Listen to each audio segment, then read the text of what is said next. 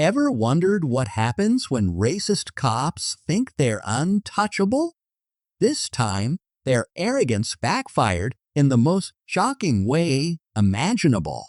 A young black delivery boy was just doing his job when two racist officers decided to turn his life upside down. They arrested him on false charges and dragged him to court, confident they'd get away with it. But what they didn't know was that the boy's employer, the owner of the restaurant, was also black and had a powerful connection.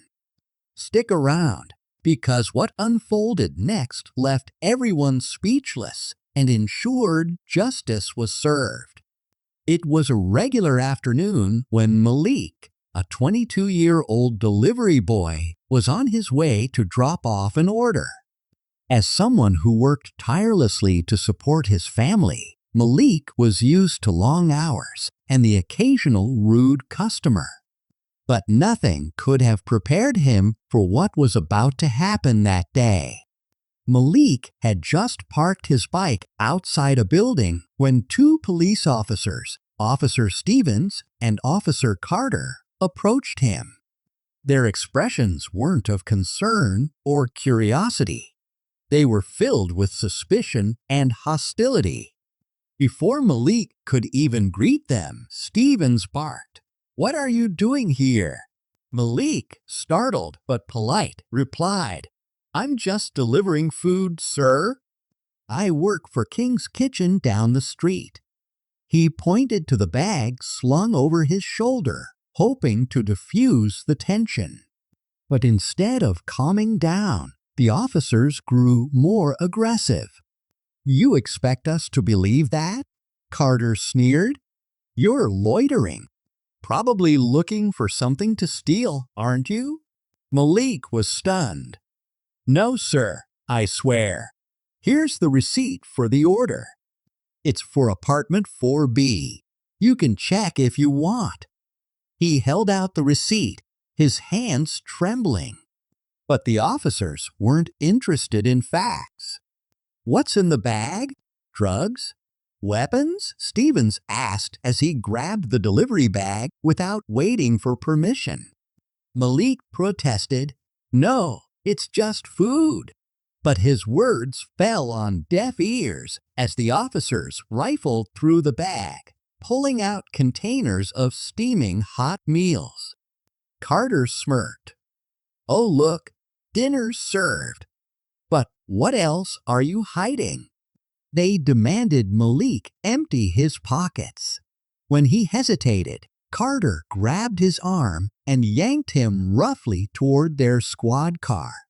By now, a few people had started watching from their windows, but no one dared to intervene. Malik's heart raced as he tried to explain himself. "I didn't do anything wrong. Please let me go. I just need to deliver this food." But the officers weren't interested in listening. To them, Malik wasn't a hardworking young man. He was just another black face they could intimidate. They cuffed him, ignoring his protests, and threw him into the back seat of the car. On the way to the station, they mocked him. "You thought you could get away with it, didn't you?" Stevens said. Malik, on the verge of tears, asked, "Get away with what?" "I didn't do anything." Carter laughed. "Save it for the judge, kid." At the station, things got even worse. Malik was booked for suspicious activity and resisting arrest, charges that could ruin his clean record. He kept pleading, "Call my boss. He'll vouch for me. I was just delivering food." But no one listened. The officers were confident they'd done their job, and to them, Malik was just another statistic. The next day, Malik was brought to court for his arraignment. He sat there, humiliated in his delivery uniform, wondering how his life had taken such a terrible turn. The judge read out the charges, and Malik's heart sank further. He had no lawyer, no one to defend him. It felt like the entire system was against him. As the prosecutor began to speak, painting Malik as a troublemaker, the courtroom doors opened. Everyone turned to look, and in walked a tall, confident man, Mr. King, the owner of the restaurant Malik worked for. What happened next would change everything. But for Malik, in that moment, the challenges he faced felt insurmountable. He was up against not just two racist cops, but an entire system that seemed designed to work against people like him. This was no longer about delivering food. It was about proving his innocence, standing up against injustice, and holding those in power accountable.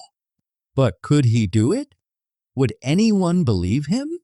As Malik sat in the courtroom, his life hanging in the balance, the challenges seemed too great to overcome. In the courtroom, Malik sat with his head bowed, feeling the weight of false accusations pressing down on him. The prosecutor painted him as a troublemaker, a supposed threat to society. Words like loitering, suspicious behavior, and resisting arrest echoed through the courtroom. Malik couldn't believe what he was hearing. None of it was true. He was just a delivery boy doing his job. The officers, Stevens and Carter, sat smugly in the witness box. They described how they caught Malik in the act, twisting the story to justify their actions. Their tone reeked of arrogance, as if they believed their badges made them untouchable. To them, this was an open and shut case. Malik, a young black man, would be another statistic, another example of law and order at work. But as the courtroom continued to absorb the lies, the doors suddenly opened. A tall man in a crisp suit entered the room, his presence commanding immediate attention. It was Mr. King, the owner of King's Kitchen, where Malik worked. He strode toward the defense table and introduced himself. "Your Honor, I'm here to testify on behalf of Malik. He's one of my employees, and I have evidence to clear his name." Whispers filled the courtroom as Mr. King handed over Malik's work records and a signed affidavit confirming that Malik was making a delivery at the time of his arrest. But it wasn't just the paperwork that silenced the room. It was the confidence in Mr. King's voice and his refusal to let this injustice slide. "Malik is one of the hardest working young men I've ever employed," Mr. King stated firmly. "He's honest, reliable, and on that day, he was simply doing his job." The officer's claims are not only false, but malicious. The judge glanced at the documents, then turned to the prosecutor. "Do you have any evidence to contradict this testimony?" The prosecutor stammered, trying to maintain composure, but it was clear the case was beginning to unravel. But Mr. King wasn't done. He looked directly at the officers and asked, "Do you remember me?" The room fell silent as the officers exchanged nervous glances. Mr. King continued, "Because I remember you. This isn't the first time you've targeted one of my employees. I've seen this pattern before, and it ends today." The tension in the courtroom was palpable. Stevens and Carter, who had been so confident moments ago, now looked visibly shaken. They tried to maintain their composure, but cracks in their arrogance began to show.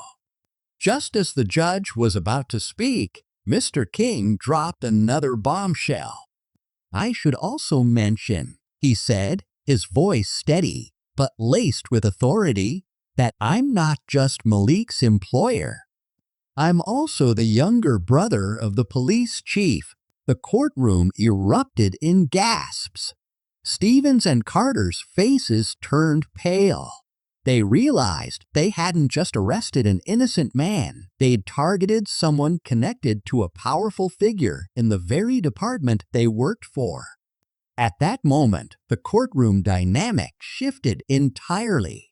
The officers' earlier confidence dissolved into fear as the weight of their actions began to sink in. They weren't dealing with just another black man they could mistreat and discard. They were now facing exposure for their racism and abuse of power. The defense attorney seized the opportunity to dismantle the officers' testimony. "Officers Stevens and Carter," the attorney began, "why did you arrest Malik without any evidence of a crime? Why didn't you verify his identity or his story before detaining him?" The officers stuttered through their responses, their excuses growing weaker with every question. The attorney pressed on, exposing inconsistencies in their statements and highlighting their racial bias. It became painfully clear that their actions weren't based on justice or public safety, but on prejudice. The courtroom grew increasingly hostile toward the officers as witnesses came forward. One witness, a tenant from the building where Malik was arrested, testified that they saw the entire incident. Malik was polite and professional. The officers harassed him for no reason. He didn't do anything wrong. Another witness, a fellow delivery worker, shared their own experience of being racially profiled by the same officers. The pattern of discrimination was undeniable, and the case against Malik began to collapse. Meanwhile, Mr. King sat beside Malik, offering quiet support. Malik, who had been silent for most of the trial, finally spoke. "I'm not a criminal," he said, his voice trembling but determined. "I just wanted to deliver food and go home. I didn't deserve this." His words struck a chord with everyone in the courtroom. They weren't just hearing a story about racial injustice, they were witnessing it firsthand. The judge, clearly moved, announced a recess to review the evidence. During the break, Stevens and Carter were seen whispering to each other, their earlier bravado replaced with panic. They knew the tide had turned, and their careers were on the line. The truth they had tried so hard to bury was now out in the open, and there was no escaping accountability. By the time the judge returned, it was clear the case was no longer about Malik's innocence. It was about exposing the systemic racism that allowed officers like Stevens and Carter to operate unchecked. Justice was no longer a distant hope. It was within reach. The courtroom was silent as the judge returned, her expression unreadable. The tension was thick, and all eyes were on Malik, Mr. King, and the two officers who had, until recently, appeared untouchable. It was clear to everyone present that this moment would determine not just Malik's fate, but also the accountability of those in power. As the judge took her seat, she addressed the courtroom. Having reviewed the evidence presented, including eyewitness testimonies and the documents provided by Mr. King, it is evident that there are significant discrepancies in the officers' statements. Officer Stevens and Officer Carter shifted uncomfortably in their seats. Their earlier arrogance had melted away, replaced by nervous fidgeting and darting glances at each other. For the first time, they seemed to understand the gravity of their situation. But then, the unexpected happened. The courtroom doors opened again, and in walked a figure who commanded even more respect than Mr. King, Police Chief Samuel King, the older brother of Malik's employer. Dressed in full uniform, his presence was both commanding and intimidating. Gasps rippled through the room as Chief King walked straight to the witness stand. "Your Honor," he began, his voice calm yet resolute. "I am here today, not as the chief of police, but as a citizen deeply disturbed by the actions of two officers under my command." The weight of his words hit like a thunderclap. Stevens and Carter's faces turned pale as their boss, someone they likely thought would protect them, took the stand against them. Chief King continued, "I have reviewed the arrest reports, the body cam footage, and the testimonies. What I see is not policing. What I see is a blatant misuse of authority and a disgrace to the badge." The prosecutor attempted to object, but the judge silenced him with a sharp look. "Let him continue," she said. Chief King went on to address the systemic issues within his department. "This is not the first time I've seen officers targeting individuals based on their race. I've worked tirelessly to root out this behavior, but today I'm ashamed to admit that it still exists." Turning his gaze to Stevens and Carter, he asked, "Do you have anything to say for yourselves?" The officers remained silent, their heads hung low. It was clear they had no defense left. The courtroom buzzed with murmurs as Chief King revealed another piece of damning evidence: the body cam footage.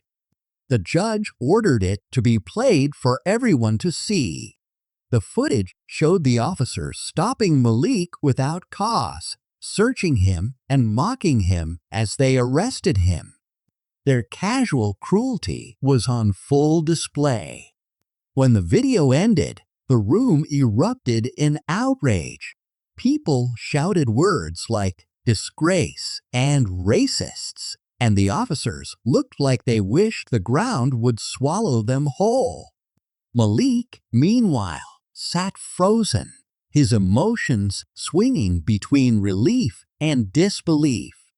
The judge banged her gavel, calling for order. Addressing the officers, she said, "This video not only exonerates Malik, but also demonstrates your clear abuse of power. You violated your oath to serve and protect. You targeted an innocent man based on the color of his skin, and you will be held accountable." The officer's lawyer attempted a weak defense, citing stressful work conditions and misjudgment, but the judge wasn't having it. This is not a case of misjudgment. This is systemic racism, plain and simple. Officers like you are the reason trust in law enforcement continues to erode. The courtroom was silent as the judge turned to Malik. "Mr. Malik, on behalf of this court, I want to apologize for what you've endured.